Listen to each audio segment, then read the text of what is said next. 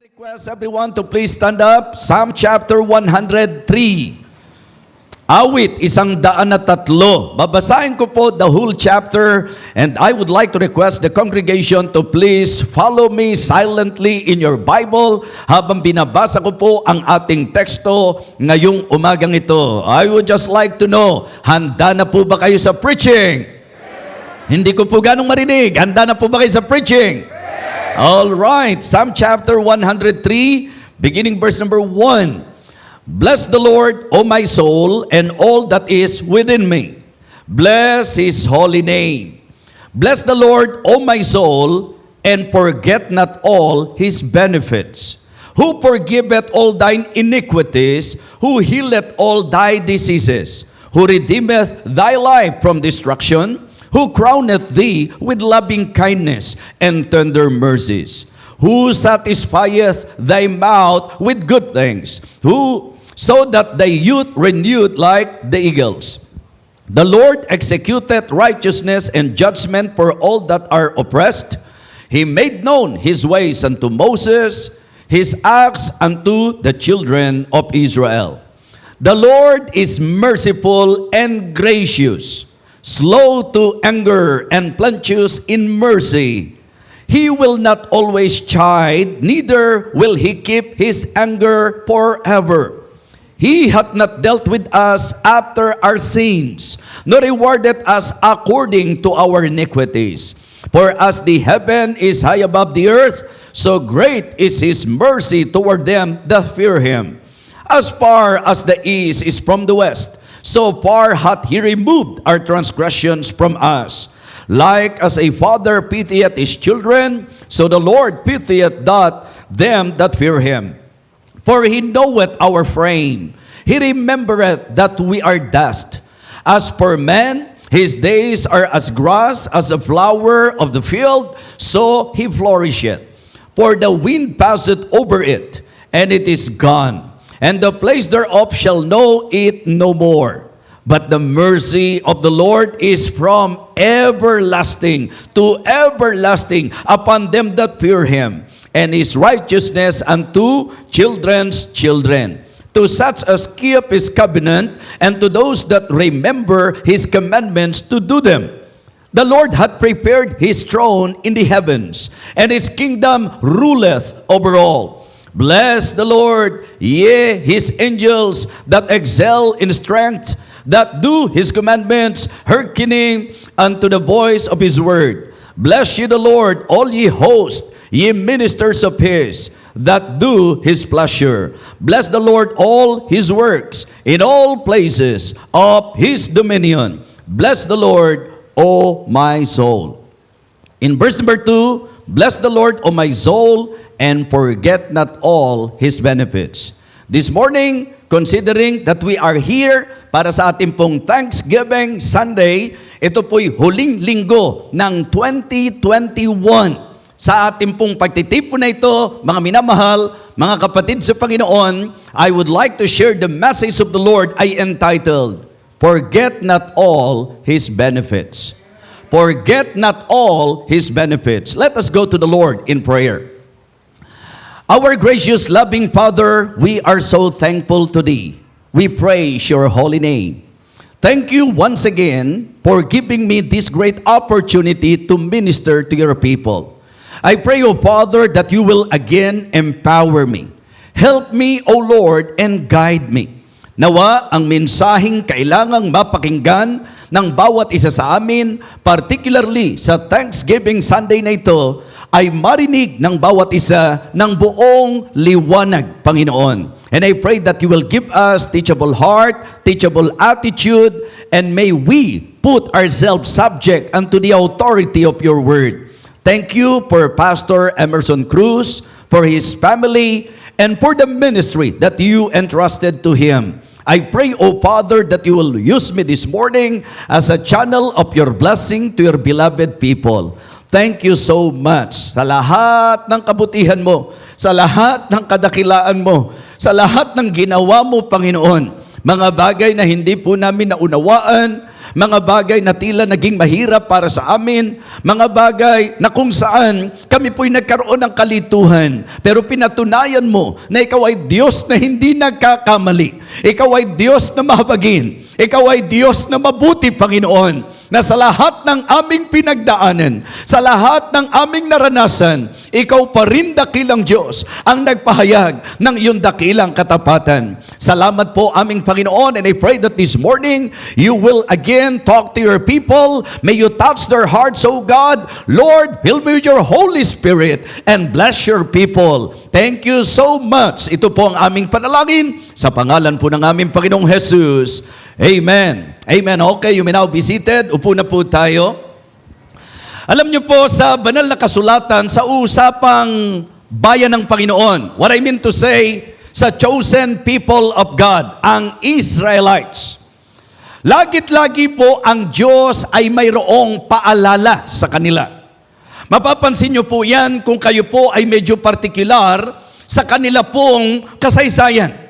Mula nung sila po ay nadalambihag, mula nung sila po'y inalipin doon sa Egypt, nung sila po'y palayain ng Panginoon sa kanila pong buhay paglalakbay, alam ko po na sa lahat ng mga partikular sa kanilang istorya, again and again, sila po ay nanduroon sa tendency na makalimot.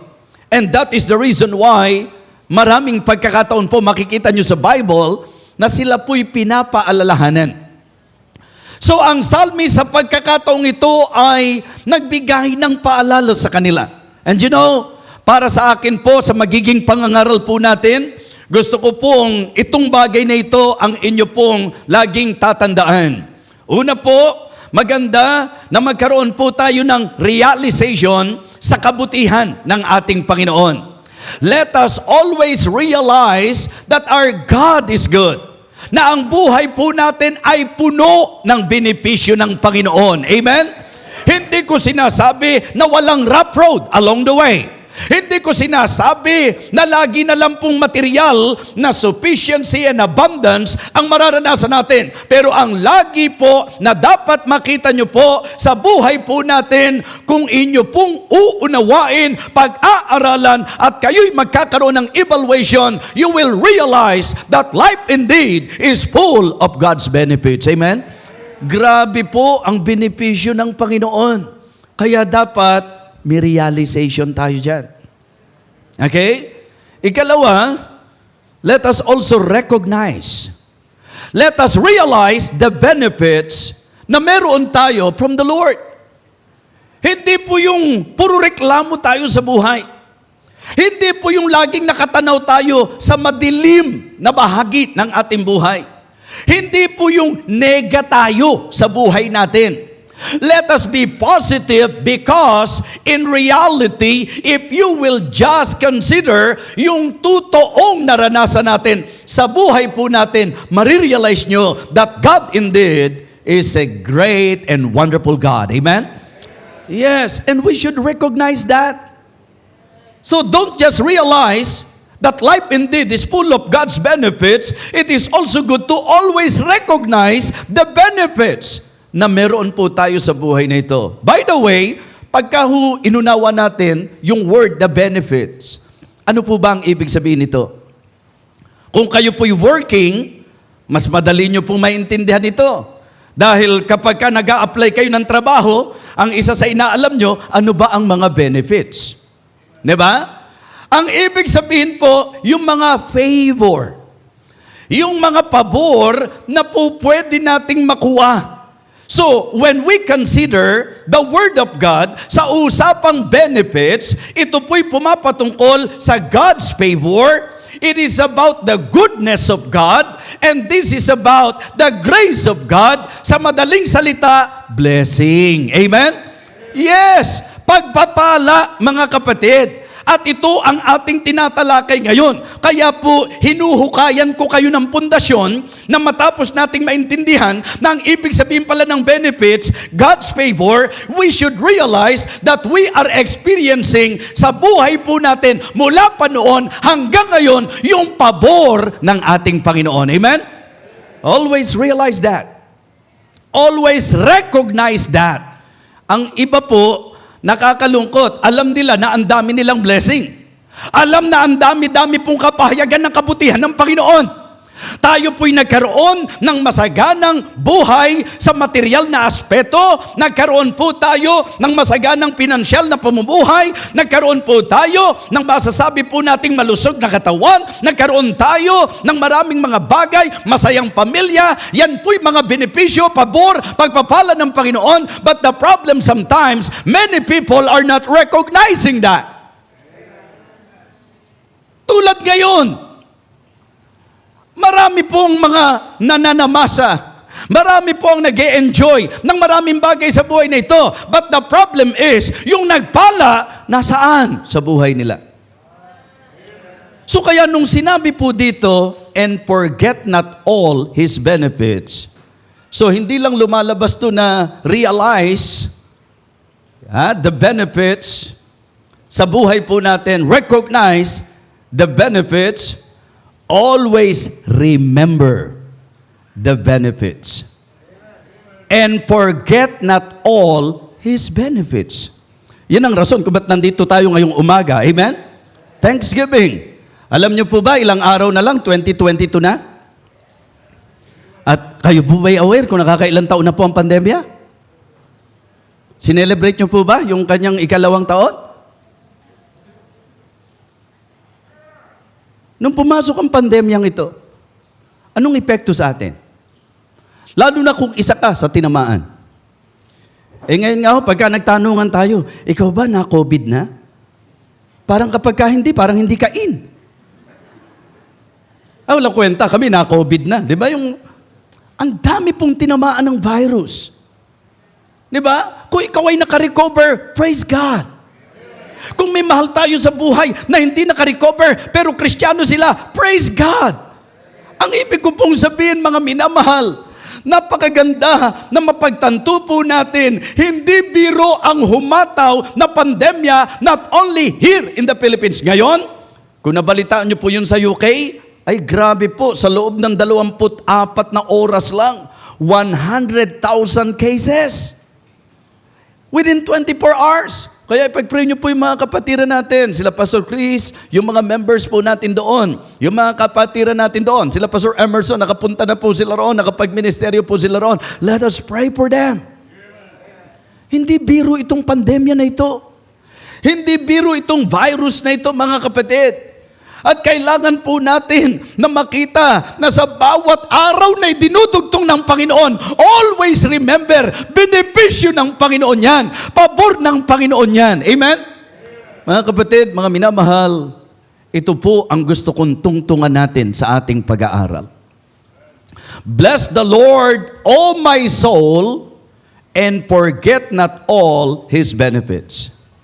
Dito po sa kabuuan ng chapter na binasa natin, kung uunawain niyo po, mga kapatid, sa usapang benepisyo, higit sa pera, higit sa material na bagay, higit sa magandang bahay, higit sa magandang sasakyan, kung meron pong isang napakatinding pabor na ibinigay ng Panginoon sa atin, ito po ay ang kapatawaran na ating pong tinanggap dahil sa Kanya. Amen? Okay, point number 1, God is forgiving His people. Ang Diyos po, siya po ang naglapat ng kapatawaran. Ang sabi po, verse number 1, bless the Lord, O my soul, and all that is within me. Bless His holy name. Bless the Lord, O my soul, and forget not all His benefits. Nung nagbanggit po siya tungkol sa benefits, ang una niyang binanggit, who forgiveth us, amen? Who forgiveth all thine iniquities, who healeth all thy diseases. Sa bawat isang nakikinig ngayon, kung meron tayong unang dapat i-settle, ay ang ating spiritual na kalagayan sa harapan ng Diyos. Let me remind all of you this morning that in reality, according to the teaching of God's Word, lahat tayo makasalanan at wala tayong kakayahan, bawat isa sa ating sarili upang mahugasan at malinis natin ang ating kasalanan. Tanging ang Panginoon lamang ang po pwedeng maghugas, maglinis at magpatawad sa ating mga kasalanan. Amen? We just need to humble ourselves before Him. You know, yan ang paalala nito pong psalmist, mga kapatid. who forgiveth all thine iniquities. Sa konteksto, kung ang pag-uusapan natin yung people of God, kung ang pag-uusapan natin Israelites, mga kapatid, ang dami nilang mga provocations. They are always provoking God. At wala namang pinag-iba sa marami po sa atin. Tayo po mga kapatid, many times, pinoprovoke natin ang Panginoon sa kapuutan, sa kagalitan, pero lagi nandiriyan ng Panginoon, being a merciful God, na handa na tayo po ay patawarin sa ating mga kasalanan. Amen? Kaya nga sabi ko, magandang blessing ito, magandang benefits ito, na malaman natin that God is forgiving His people.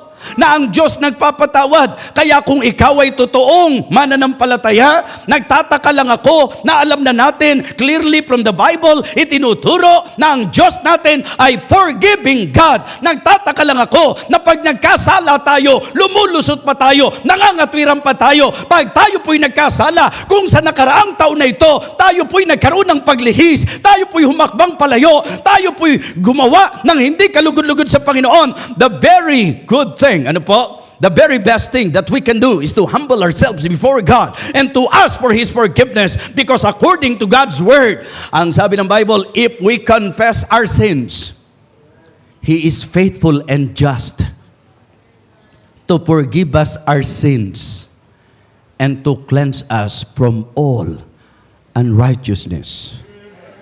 1 John chapter 1 and verse number 9.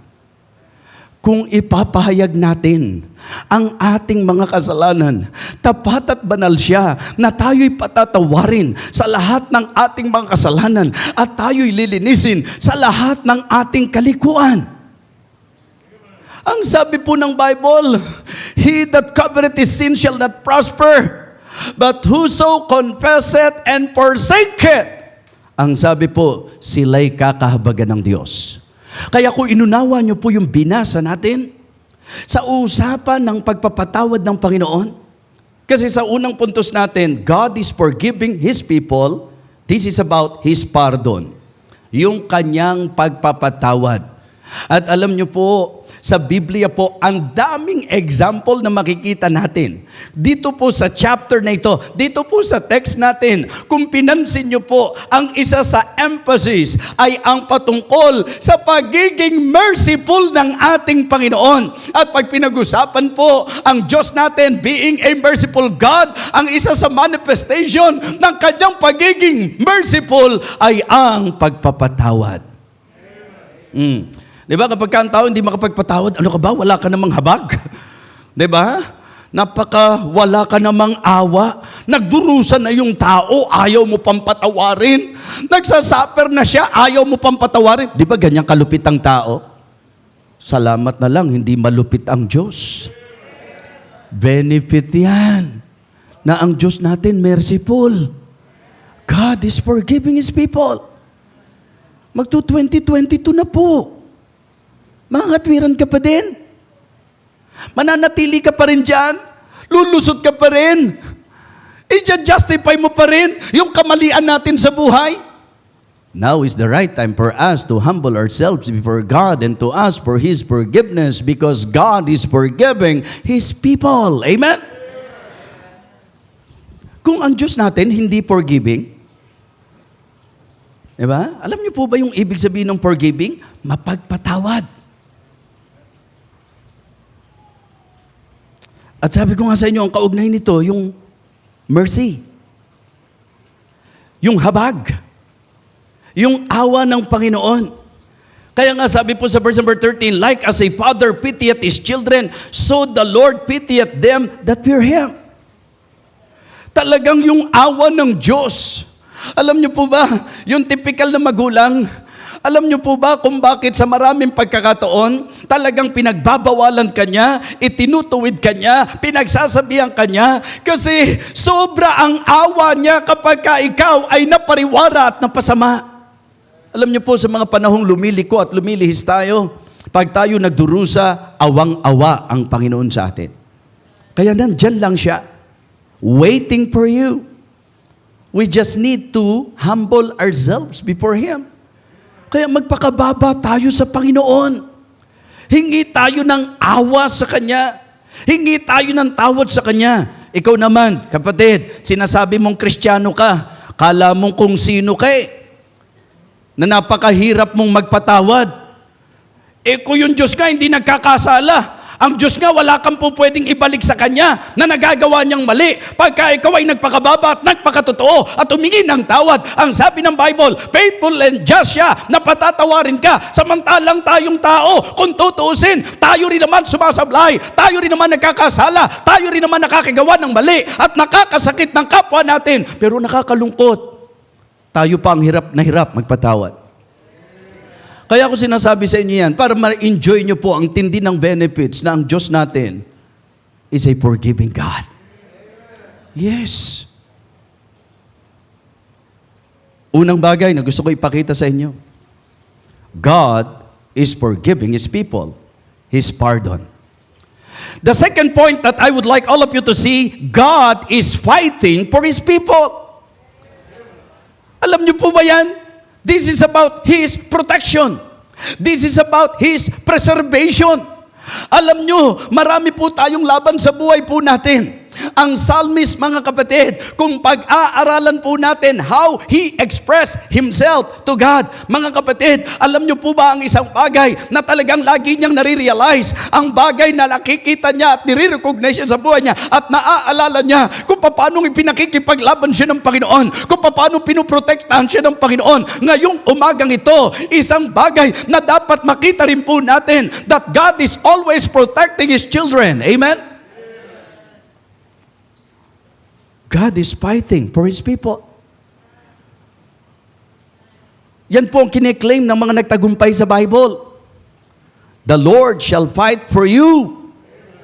You shall hold your peace. Hindi na kailangang ipaglaban mo pa ang sarili mo. Hayaan nating ang Diyos ang makipaglaban sa atin.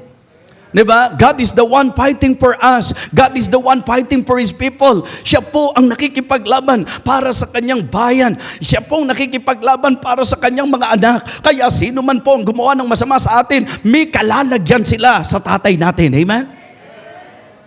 I remember one of my messages, God is our dad. D-A-D, God is our dad. At yung pong dad na yon, ang pinaalala ng Panginoon sa akin, letter D, God is our defender. Letter A, God is our avenger. And then letter D, God is our deliverer. Always put in your mind na kung anak ka ng Diyos, siya ang defender mo. Kung anak ka ng Diyos, siya ang avenger mo. Kung anak ka ng Diyos, siya ang deliverer mo. Amen? Ikaw ay kanyang didepensahan, ikaw ay kanyang ipaghihiganti, at ikaw ay kanyang ililigtas. I am telling you this morning, sa usapang benepisyo, God is forgiving His people and God is fighting for His people. Amen? Ibang-iba kapag ka Diyos ang nakipaglaban sa iyo. Minsan kahit anong pagpipilit mo, malupit ang kapaligiran, malupit ang mga tao. Pero kapag ka ang Diyos na ang nagtanggol sa iyo, kapag ka ang Diyos ang nakipaglaban sa iyo, kahit si Goliath pa ang harapin mo, pagtatagumpayan mo yan, sapagkat ibang-iba kapag ka ang Diyos ang nakikipaglaban para sa iyo. Amen? So David stood up for God. And what the Lord did, siya po ang nakipaglaban kay Goliath. Kaya huwag niyong iisiping bato ang ikinamatay ni Goliath. Okay? Huwag niyo pong iisipin, mga kapatid, na galing ni David ang nagpabagsak kay Goliath. Gusto ko pong makita ninyo na sa storya po ng David and Goliath, malinaw sa claim ni David, the battle is not ours, the battle is the Lord's. Meaning to say, ang harap ni David kay Goliath ay harap na kung saan pinangahawakan niya na ang Diyos ang makikipaglaban sa kanya. Amen? Kaya ang nagpatumba kay Goliath ay ang Diyos na nakipaglaban para kay David. Alam niyo po yung mga problema niyo? Hindi ang kung sinong tao nagpatumba niyan. Diyos ang nakipaglaban sa inyo. Diyos ang nagligtas sa inyo. Diyos ang siyang nag-ingat sa atin. Diyos ang siyang nagpe-preserve sa kanyang mga anak. Amen? Yes. God is forgiving His people. God is fighting for His people. Yan po ang sinabi ni Moses . Kasi nung time po na sila hinabol ng mga chariots of Pharaoh, ang laking problema nila yon.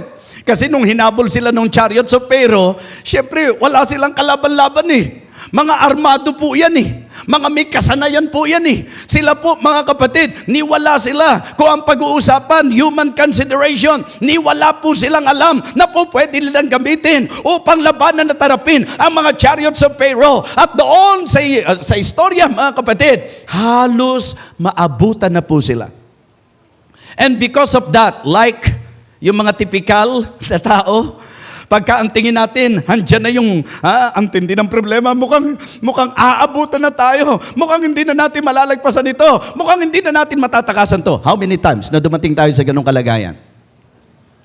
Yung sitwasyon na ang pakiramdam mo, wala ka nang pupuntahan. Yung pagkakataon ang pakiramdam mo, helpless ka na. Yung pagkakataon na ang pakiramdam mo, wala ka nang kalalagpasan. Mga kapatid, mga minamahal, yun ang gusto kong ma-imagine nyo pong kalagayan na sila po sa lakbay nila, sa promised land, na ipinangako ng Panginoon sa kanila. Nandyan po ang mga kalaban, nandyan po ang chariots of Pharaoh, na kung saan tinutugis po sila mga kapatid. And because of that, katulad ng typical na tao, minsan apektado tayo, nagpapanik tayo, tayo po'y nilulumpo ng takot ng pangamba, at dumarating tayo doon sa point na gumuguho ang ating pag-asa na parang wala na. Yun po ay mga kasinungalingan ni Satanas.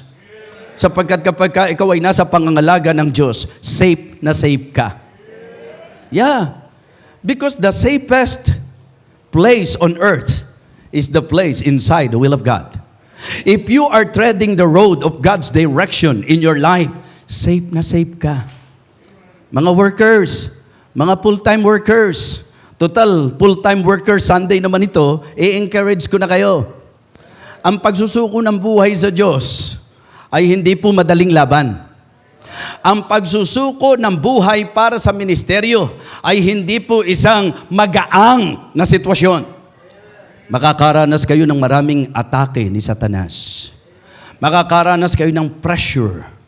Makakaranas kayo ng mga masasabi nating pagkakataon at panahon na aakusahan kayo. Mahihirapan. Masasaktan. Pero tuloy lang. Sapagkat nasa protection ka ng Diyos. At hindi po pwedeng magalaw ka ni Satanas. Nahandyan ang Panginoon. Ano man ang maranasan natin sa buhay na pinayagan ng Diyos, merong layunin ang Panginoon. Kaya nga sabi ko, lagit-lagi, paulit-ulit na sasabihin ko, pinasasalamatan ko ang Diyos sapagkat binigyan niya ako ng lakas upang pagtiwalaan ko siya. Na nung isuko ko ang buhay ko sa Kanya, kung ako po ay dumepende sa sight, hindi na po ako magpapatuloy. Kung ako po'y magbabatay doon sa naging sitwasyon, hindi na po ako magpapatuloy. Kung ako po'y bumigay sa mga struggles, hindi na po ako magpapatuloy. Kung ako po ay natakot mag-suffer, hindi na po ako magpapatuloy. But I praise the Lord. Nung ako po ay Kanyang tawagin, mula pa noon hanggang ngayon, Siya ang nagprotekta at Siya ang nagpreserve sa Kanyang lingkod. Amen? Yun po ang pinaka-safe na kalagayan. Kaya mali po yung tinatawag ka ng Panginoon, namumroblema ka dahil tinatawag ka ng Panginoon, paano na yung pamilya ko? Paano na yung mahal ko sa buhay? Paano na ang mangyayari sa kanila? Samantalang kung ako magtatapos, kung ako magtatrabaho, kikita ako ng malaki. Ang dami pong kumikita ng malaki, sira ang buhay. Ang dami pong hindi naman nag-full time, pero problemado. Ang matakot ka kung tinatawag ka ng Diyos at hindi ka susunod sa tawag niya. Yun ang matakot ka kasi wala ka sa Kanyang proteksyon. So, kailangan po nasa Kanyang direksyon ka. Kaya, nung hinahabol sila, ano ang sabi ng mga tao? In fact, reklamo dito, reklamo doon. Talagang ginulpi nila ng reklamo si Moises. Ang sabi na sa iyo pabayaan mo na lang kami doon Kaya ayos-ayos ang buhay namin. Bakit kasi dinala mo pa kami dito? Para mamatay dito? Dahil ba walang libingan doon sa Egypt? Kung ano-ano po mga pinagsasasabi nila. Di si Moses ngayon, napektado. Sabi niya, Panginoon, ano ba gagawin ko sa mga taong ito? Halos batuhin na nila ako. Tingnan niyo po mas maganda kasi ginagamitan natin ng imagination para mas ma-appreciate natin yung truth at yung story. Nung sinabi ni Moses, Panginoon, ano bang gagawin ko sa mga taong ito? Halos batuhin na nila ako. Naranasan na niyang nilapastangan, pinagsalita ng kung ano-ano, inakusahan ng mga tao. Sa kabila ng kung tutuusin, kung inintindi ni Moses ang sarili niya, bakit ba niya? Siya naman, wala naman sa pagkaalipin sa Egypt kay ayos-ayos ng kalagayan niya. Kaya lang tinawag siya ng Panginoon sa purpose na mailabas po ang mga Egyptian, ang mga Israelites sa pagkaalipin doon sa mga Egyptian. Tapos ganun pa igaganti ng mga tao. Di ba may mga members na ganyan? Pagka may mga hindi magandang nangyari sa buhay, ang nangyayari po, minsan walang mapagbalingan. Ano po? Yung pastor si pastor kasi, di ba? Ganito na kalagayan natin. Kung ano-ano pang project ang naiisip. Ayan, tingnan mo, gipit na gipit tayo ngayon. Yung pagka nakaraan, sinusubo ka lang pala ng Panginoon. Di ba? Alam nyo, ang dapat makita nyo po, number one, God is fighting. Di ba? God is forgiving His people. God is fighting for His people. And God is providing. Amen? Mga kapatid, gusto kong makita nyo po, God is faithful to His people. God is faithful to His people. Doon po sa unang puntos natin, God is forgiving His people, His pardon. God is fighting for His people, His protection, His preservation. Okay? God is faithful to His people, His provisions. Makikita nyo po, di ba? Isa sa paboritong kanta ng marami ay ang patungkol sa dakilang katapatan ng Panginoon. Sino pa kaya sa Kristiyano ang hindi nakakaalam nung kantang dakilang katapatan? Sino pa kaya sa mga mananampalataya ang hindi pamilyar sa kantang Great is Thy faithfulness? Hindi po ba? He's been faithful. Ito po ang mga awit na kung saan inspired ng pagkaalam sa katotohanan that our God is indeed a faithful God. Amen? It is of the Lord's mercies that we are not consumed, for His compassions fail not. They are new every morning. Great is Thy faithfulness. Do you really believe that our God is faithful? Mga kapatid, tanong lang po, kasi baka naman sigaw lang ako ng sigaw dito, hindi naman totoong nangyayari sa buhay natin. Meron bang kahit isa dito, sa kalipunan natin, kahit ikaw kapatid, na nanonood sa online, meron ba ritong makapagsasabi na hindi convincing ang katapatan ng Diyos? Hindi ba tayo nga? Minsan ang paborito nating dialogue, alam niyo po, nakakalungkot sapagkat sa totoo lang, di ba? Kahit sa mga panahon na tayo po ay hindi tapat, pero ang Diyos nananatili pa rin tapat, di ba? Naririnig niyo po ba yan? Baka nga hindi nyo naririnig, baka minsan nga tayo nagsasabi nun eh. Di ba? Kasi yung katapatan ng Diyos hindi nagbabago. Kahit palpak ka, kahit sablay tayo, kahit may mga pagkakataong nasuway natin siya, kahit maraming pagkakataong nagkukulang tayo, hindi nababago kasi siya yun eh. Lahat ng attribute ng Diyos, siya yun, mga kapatid. Ang pag-ibig, siya yun. Ang pagiging mapagbiyaya, siya po yun. Ang katapatan, siya po yun. Yung attribute ng Diyos, siya mismo yun. Hindi po gawa-gawa yun. Marami po minsan, nagbabait-baitan, nagtatapat-tapatan. Di ba? Pero yung mga sinasabi nating matapat, talagang depende kung matatapat, di ba? Pero ang Panginoon, sa anumang kalagayan sa buhay po natin, lagi siyang tapat. Di ba? Tunay siyang matapat, di kumukupas, di ba? So mga kapatid, yan po ang Diyos natin. So God is forgiving His people, His pardon. God is fighting for His people, protection, preservation. And God is faithful to His people. Napakatapat ng Panginoon. Pag pinag-usapan yung katapatan niya, yun po yung reliable eh. Di ba? So, kasi yung pagiging reliable, nakatungtong yan sa faithfulness. Kapag ka ang Diyos ay faithful, automatically, reliable siya. Hindi po pwedeng maging reliable yung hindi faithful. Tama po? So, kaya sang-ayon po ba kayo na matapat ang Panginoon?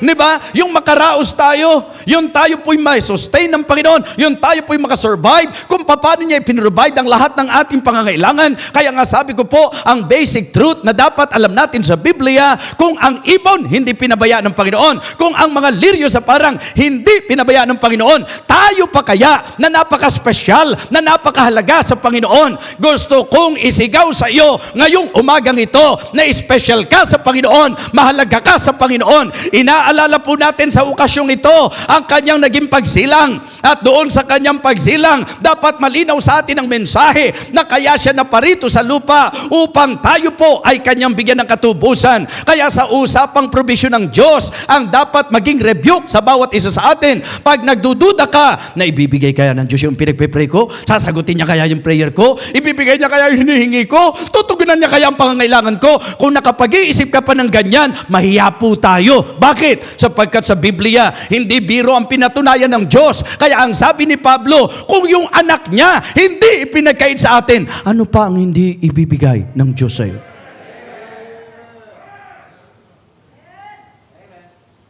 Ano pang isipin mong hindi niya kayang ibigay? Sarili na ibigay?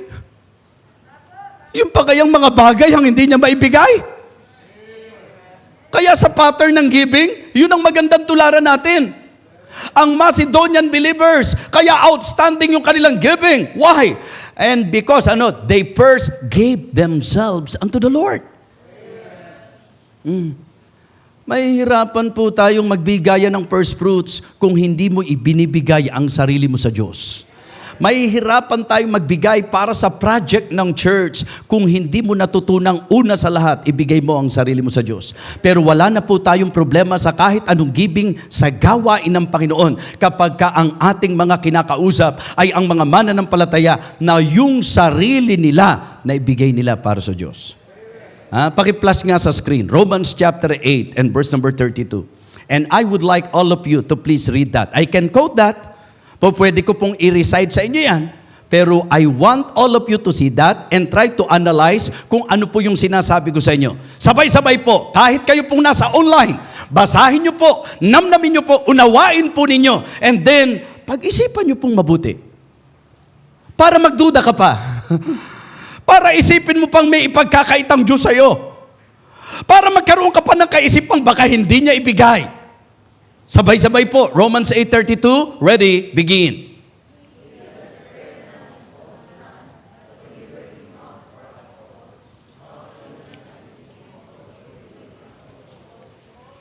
Sa Tagalog, siya na hindi ipinagkait ang kanyang anak, sariling anak sa atin.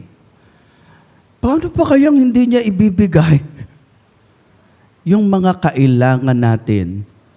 Paano pa niya hindi freely ibibigay ang pangangailangan natin? Tingnan niyo po ang Diyos kapag ka gumagamit po ng rebuke. Pag-iisipin ka niya Nag-aalala yung mga alagad, saan tayo kukuha ng kakainin? Paano na yung daramtin natin? Paano na yung iinumin natin? Anong sabi ng Panginoon sa kanila? Panginoong Jesus, anong sabi sa kanila? Huwag kayong mamroblema, mabalisa. Sa kung ano kakainin nyo, kung ano ang iinumin nyo, kung ano daramtin nyo. At ano po ang sabi ng Panginoong Jesus? Masdan ninyo ang mga ibon sa parang. Ibon sa impapawid pala. Sa parang pala, liryo sa parang. Sabi niya, masdan nyo yung mga ibon sa himpapawid. Mga hindi naman nagtatrabaho yan eh. May nakita ba kayong ibon na pumasok sa opisina? Wala naman eh. Di ba? Baka merong mga nag-opisina, parang ibon, lumilipad na lang bigla. Sabi niya, masdan nyo ang ibon sa himpapawid. Yung mga liryo sa parang, kumbaga mga damo lang yan eh. Pero binibihisan ng Diyos eh. Yung mga halaman, binibihisan ng Panginoon. Yung mga ibon, pinakakain ng Panginoon eh. Di ba? Anong sabi niya? Di ba logic po yun eh? Logic. Ang ibig sabihin ng logic, talagang, oo nga, no? Kumbaga, masakit yung salitang ito, no? Parang common sense. Yes. Yung ibon, pinakain mo. Meron ba kayong nakitang ganon? Halimbawa lang, heto po yung isang pamilya. Tapos, bumili ng ibon si tatay. Halimbawa, lovebirds. Ay, pambihira, kung gastusan niya yung, di ba? Yung pagkain ng ibon, gano'n na lang. Tapos yung anak nag-iisip, ako kaya, pakakainin kaya ako ni tatay? Kaya lang, delikado tong ilustrasyon ko. Baka may mga ganun nga talaga, no? Panayang pakain sa ibon, yung anak hindi pinakakain. Kaya sa galit ng anak, isang araw, yung ibon ang kinain.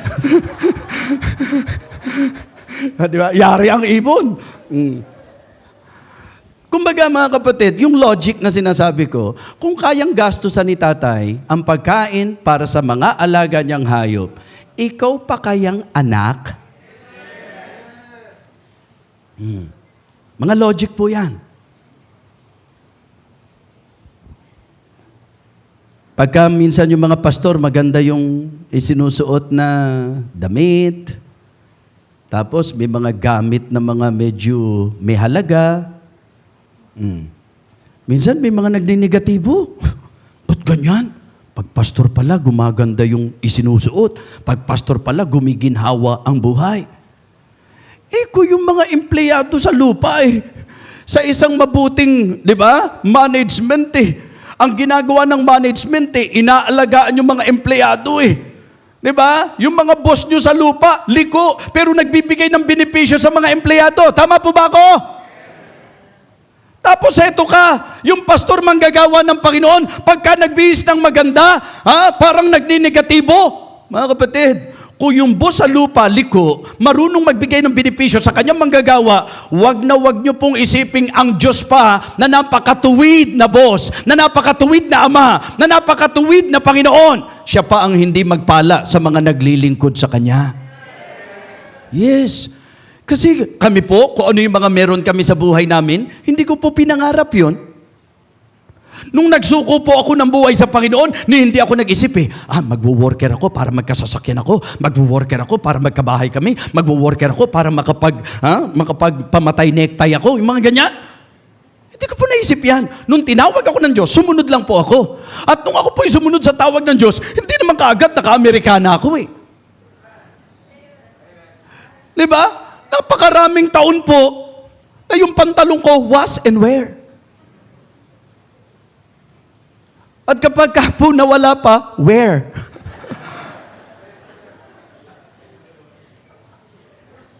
May mga nakakahiya na lang ikwento sa inyo. Opo. Kahit nga yung underwear. Di ba kaya ka nag-underwear? Ito, itatali mo sa mo para hindi babagsak Sensya na po kayo sa mga nanonood. Para lang po realistic yung sinasabi ko sa inyo. Tinis namin yan, naranasan namin lahat yan. Pero yun ay pawang mga daanan namin sa paglilingkod namin sa Panginoon. Ngayon, kung ikaw, bagong manggagawa ka pa lang, ang gusto mo, kasing ganda na ng mga sasakyan po, nung napakatagal nang nagpapastor yung sasakyan mo, pang-usapan naman po yun. Bakit nung hirap na hirap kami, hindi kayo nagninegatibo? Kawawa naman sila, hirap na hirap. Bakit nung guminawa, nagnegatibo ka pa? Diba? Tapos pagka inusisa mo ni konti pala, wala kang kinalaman kung bakit guminhawa.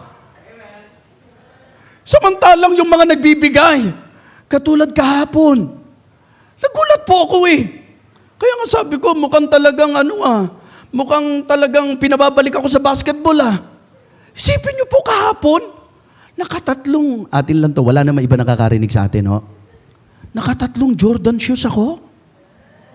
Hindi ko nga alam kung Jordan ano yun di ba? Sabi ko, hindi naman po ako humihingi ng ganun sa kanila. Kaya lang kapag po talaga, ang problema ko ngayon, paano ko isusuot ng sabay-sabay yung tatlo? Sino ba mga rito, passionate sa basketball? Yung isa magkaiba pa yung kulay Hindi po, walang biro yan. Yung magkaibang kulay, yung kay Lebron James yata yun parang Space Jam ba yun? Space Jam. Isipin nyo, naka-jam ako. Eh kung mahawi ka pa kay Coco, di Coco Jam palabas mo niyan. Ano? Ang ibig ko pong sabihin, wala niyan o meron niyan, naglilingkod ako sa Diyos.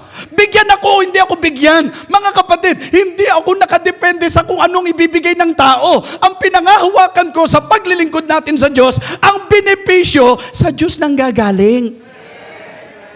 Diyos po ang nagbibigay.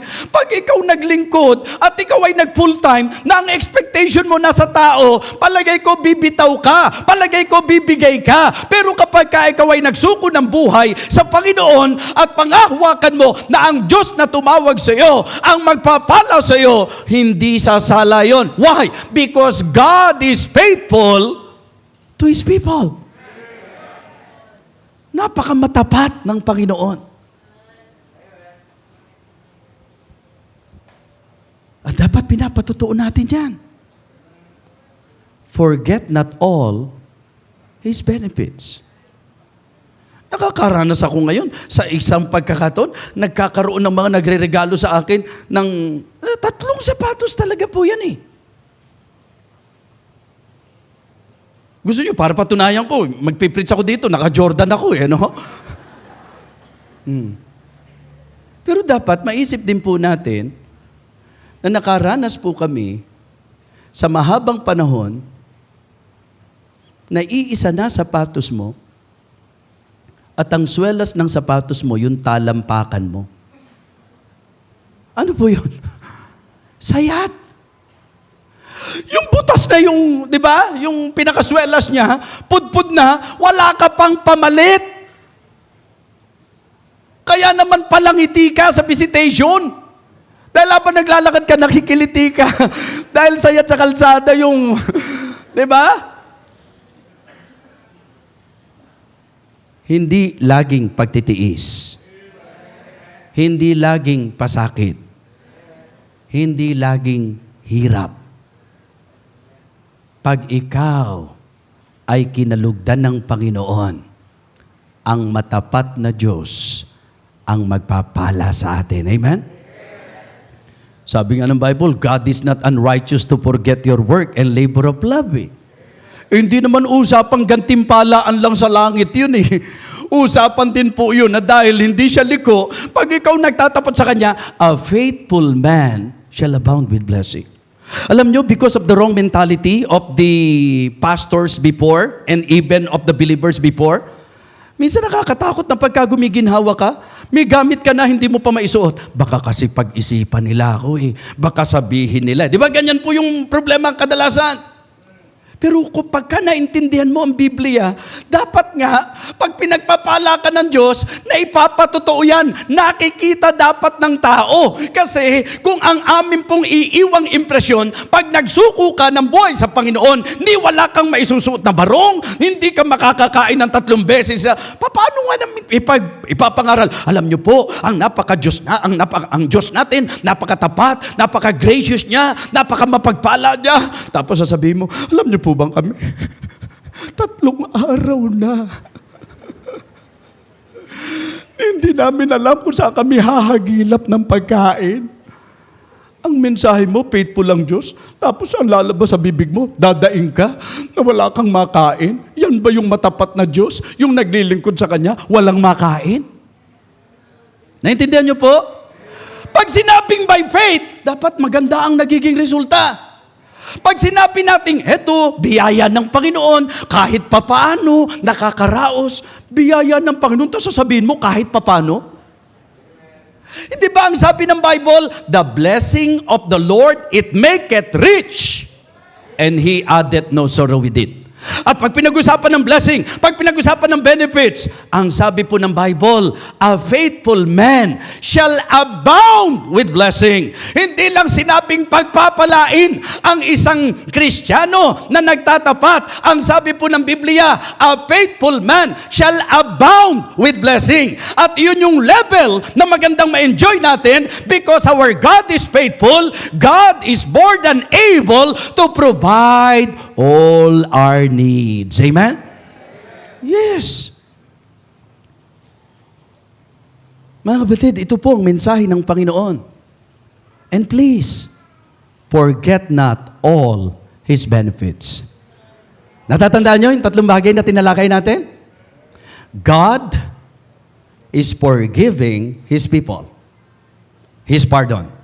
God is fighting for His people. His protection, His preservation. And God is faithful to His people. His provision. So ano ngayon ang magandang iwanan sa ating kaisipan sa mensaheng ito? Ano po mga kapatid ang dapat mai-consider po natin sa message na ito? Di ba? Importante po na lagi nating i-consider na tayo po ay maging guided. Di ba? Be guided. Ang kailangan lang pong tiyakin natin, nasa gabay tayo ng Diyos. Kasi kahit magbuhos ng pagpapala ang Diyos, kung wala ka sa lugar niya, kung wala ka sa gabay niya, kung wala ka sa direksyon niya, yung pagpapala niya tuloy-tuloy, pero hindi mo ma-enjoy sapagkat wala ka sa lugar ng Diyos sa iyong buhay. So napakahalaga po. Mga kapatid, napaka-importante po na ito pong mensahe natin ay mapagtanto ng bawat Kristiyano. Di ba? Napakahalaga po. Una, always discern His guidance. Atin pong magandang, nasa lugar ba ako ng Panginoon? Di ba? Nasa lugar ba ako ng Panginoon sa buhay ko? Ito ba direksyon niya? Ito ba yung nais ng Panginoon sa akin? Pangalawa po, always develop, mga kapatid, gratefulness. Discern His guidance, develop gratefulness. Ang ibig sabihin, maging ugali po natin. I-develop natin yung attitude na laging mapagpasalamat. Yan naman po ang sabi ng Bible in everything give thanks. Hindi naman po sinabi ng Bible, in every Jordan shoes, give thanks. Kahit simpleng bagay. Hindi po sinabi ng Bible, in every extraordinary thing. Ang sabi po, in everything. Pagka sinabing everything, hindi yung malalaking bagay lang. Hindi yung marami lang. Pagka sinabing in everything, kasama doon kahit katiting. Kasama sa everything, yung katiting, mga minamahal.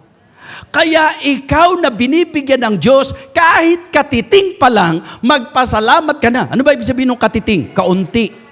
Di ba? Tagalog ba kayo? Tagalog? Ha? Hindi, Kapampangan kayo eh. No ka ring makatuknang. Ha? No ka ring kangkong. Di ba? Mga ganyan eh.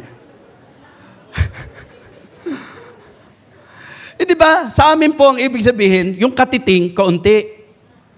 Dati nagagamit pang ang ilustrasyon yan, tama? Yung sa offering, yung pagka nag-offering ka dati, lata pa yung mga ano doon eh. Dati mga metal yung ano, kaya pag ginulog mo, ang tunog nung ano, katiting, di ba yung offering natin? Yung katiting. Kaya ang ginagawa po ng ano, pinatutugtog niya yung kampana, dagdagan. Oh, kasi nung narinig niya yung offering katiting, yung iba, katiting, di ba? Kaya pagka gano'n naman, siya naman, dagdagan. Yun po yung... Nung sinabi pong in everything give thanks, matuto ka na sa maliit pa lang na ipinagkakatiwala ng Panginoon sa iyo, i-develop mo na yung grateful attitude. Pasalamatan mo siya. At pag nakita ng Panginoon na may grateful attitude ka, hindi magdadalawang isip ang Panginoon na pagpalain ka pa. Mga kapatid, kahit tayo naman kapag ka tayo may, di ba? Hindi na nga nagpasalamat, nagreklamo pa. Gaganahan ka bang bigyan uli yan? Di ba? So kaya it is good to develop gratefulness. The attitude of gratitude. Di ba? Yan po ang magandang i-develop natin. So discern His guidance. Develop gratefulness. And then demonstrate generosity. Demonstrate generosity. Pag inaral nyo po sa Bible, kasi Thanksgiving Sunday ngayon, pag inaral nyo po sa Bible, ang konsepto ng Thanksgiving ay ang pag-iisip ng kung ano kaya ang po pwede kong ihandog, ialay sa Diyos. Gusto niyo po ng matibay na talata? Naku, hindi kayo mahirapan. Alam na alam niyo yung talata. Psalm chapter 116, verse number 12. Pwede bang i-plus sa screen? Pwede? Okay. Psalm chapter 116, verse number 12. Alam niyo to eh. Pero ngayon, pinapa-plus ko talaga para kayo mismo mabasa niyo. Okay? Sabay-sabay. Pakilakasan niyo po ho. Ready? Begin.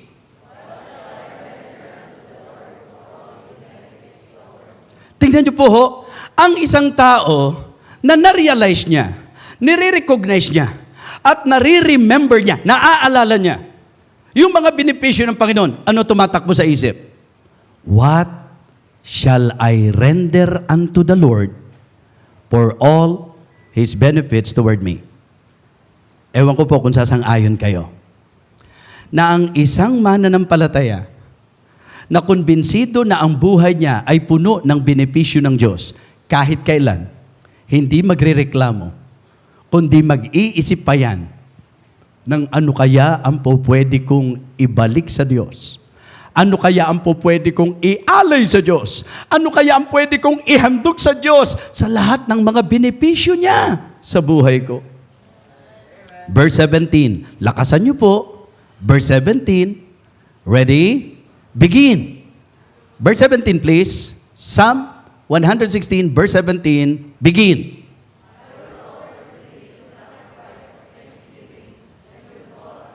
Amen? I will offer to thee the sacrifice of thanksgiving. Sa Biblia po, yung salitang sacrifice, dalawang konsepto. Yung isa po, paghihirap, pagpapakasakit, di ba? Pagtitiis, sakripisyo po yon. But the other one is offering. What shall I render unto the Lord? Ang konteksto, itinatanong niya, anong pwede kong i-render? Anong po pwede kong ibigay? Anong po pwede kong i-offer? Anong po pwede kong i-alay? Verse 17, I will offer unto thee the sacrifice of thanksgiving and will call upon the name of the Lord. Kaya, tatlong bagay nakita natin, always discern His guidance. Develop gratefulness, the attitude of gratitude, and demonstrate generosity. Pagka ang Kristiyano totoong kumikilala sa benepisyo ng Diyos sa kanyang buhay, hindi mo kailangan pilitin yan. Hindi mo kailangan sigawan yan. Hindi kailangan gamitan ng mga kung ano-anong strategy yan. Pagka ang Kristiyano alam na ang Diyos talaga ay mabenepisyong Diyos, mapagbigay ng benefits, mga kapatid, ang iniisip niya, in return, ano naman kaya ang po pwede kong ibigay o ialay sa ating Panginoon? Demonstrate generosity. Mga kapatid, please be reminded, forget not all His benefits. Tumayo po tayong lahat.